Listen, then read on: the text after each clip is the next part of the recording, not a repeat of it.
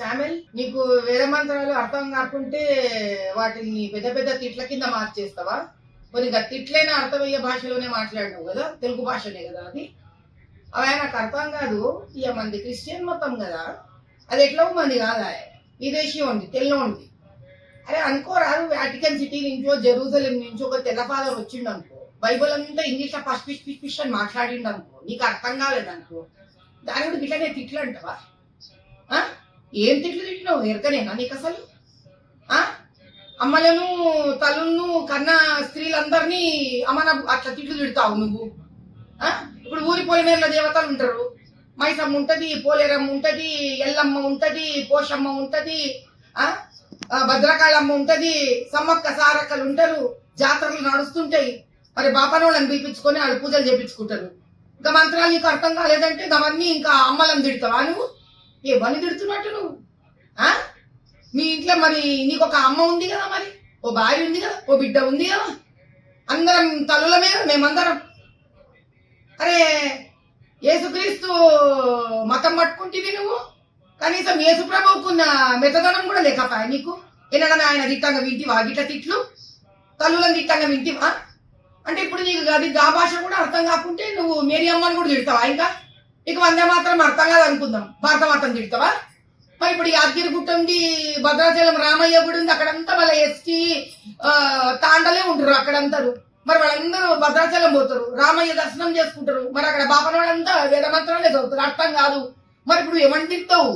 తాండలలో ఉన్నమా ST అన్నదమ్ములను తిడతావా? ఈ తిట్లంతా వాడు అమ్మలను తిడతావా? గా బాపనోళ్ళని తిడతావా? గా మంత్రాలు రాసిన మహర్షులను తిడతావా? ఎవరిని తిడతావా నువ్వు ఈ తిట్లు? ఎవరిని తిడతావు నువ్వు ఈ తిట్లు? అంటే నీకు తెలంగాణ తల్లి అంటే కూడా భక్తి లేదు లెక్క ప్రకారం. అది తిడతనే ఉంటావు నువ్వు నోటికొచ్చిన తిట్లంతా. మేము అందరము మాలోళ్ళము, మేము మాదివాళ్ళము, రెడ్లోళ్ళము, కమ్మోళ్ళము, బాపనోళ్ళము, కోమట్లము, మేము అందరం కలిసి పూజలు చేసుకుంటాం, దేవుళ్ళ తానకు పోతూ ఉంటాం. అంటే ఇప్పుడు మేమందరము ఇట్లా నీ తిట్లు తీసుకోవాలా? మేము మమ్మల్ని కన్నా తల్లిదండ్రులందరూ నీ తిట్లు తీసుకోవాలా? అయితే నాకు అర్థం కాక కాంగ్రెస్ లో మన స్త్రీలు, పెద్ద మనుషులు, వనితలకు ఎవరికి కష్టం అనిపిస్తలేదా? కాంగ్రెస్ లో ఎవరు పూజలు చేసుకుంటలేరా, పెళ్లిళ్ళు చేసుకుంటలేరా, మంత్రాలు చెప్పించుకుంటలేరా బాపనోళ్లతోటి? నీకు ఎవరితోనయ్యా బాధ? నీకు మా ఎస్టీ అన్నదమ్ములతోని బాధనా, ఎస్సీలతోని మా బాధనా, మా మాలోళ్ళ మాదిగోళ్లతోని మాతోని బాధనా? నీకు ఎవరితోని బాధ? హిందువులతోని బాధనా, లేక అర్థం కాని క్రైస్తవ మతంతో నీ బాధనా?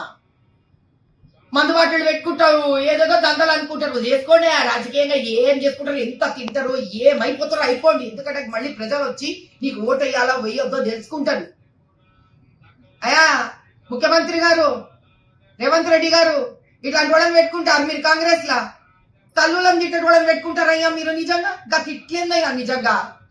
కాంగ్రెస్ నిండా గంతమంది స్త్రీలు ఉన్నారు, ఎట్లా ఊకున్నారమ్మా వీడి ఇట్లా తిట్ల తిడుతుంటే? యా దేవి సర్వభూతేషు మాతృరూపేణ సంస్థిత, విద్యారూపేణ సంస్థిత, శక్తి రూపేణ సంస్థిత. నమస్తస్యై నమస్తస్యై నమస్తస్యై నమో నమః.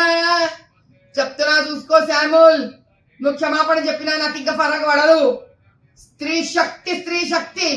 అది కాంగ్రెస్ పార్టీ గాని, టిఆర్ఎస్ బిఆర్ఎస్ గాని, బీజేపీ గాని, ఏడ ఉన్న భారతదేశంలో ప్రపంచం అంతా సరే, అది మరియమ్మ గాని, పోలేరమ్మ గాని, భారత మాత గాని, తెలంగాణ మాత గాని, తల్లులను పట్టుకొని అంటవా బయలుదేరుతారు. అదే తల్లులు నీకు సమాధానం చెప్పడానికి బయలుదేరుతారు. అయ్యా రేవంత్ రెడ్డి గారు చూసుకోండి, తల్లులను తిట్టేవాడిని పార్టీలో పెట్టుకుంటున్నారు మీరు. దీనికి సమాధానం మీరు చెప్పుకోవాల్సి వస్తుంది ఒక దినం. జై బోలో భారత్ మాతా కీ జై, జై బోలో తెలంగాణ తల్లికి జై.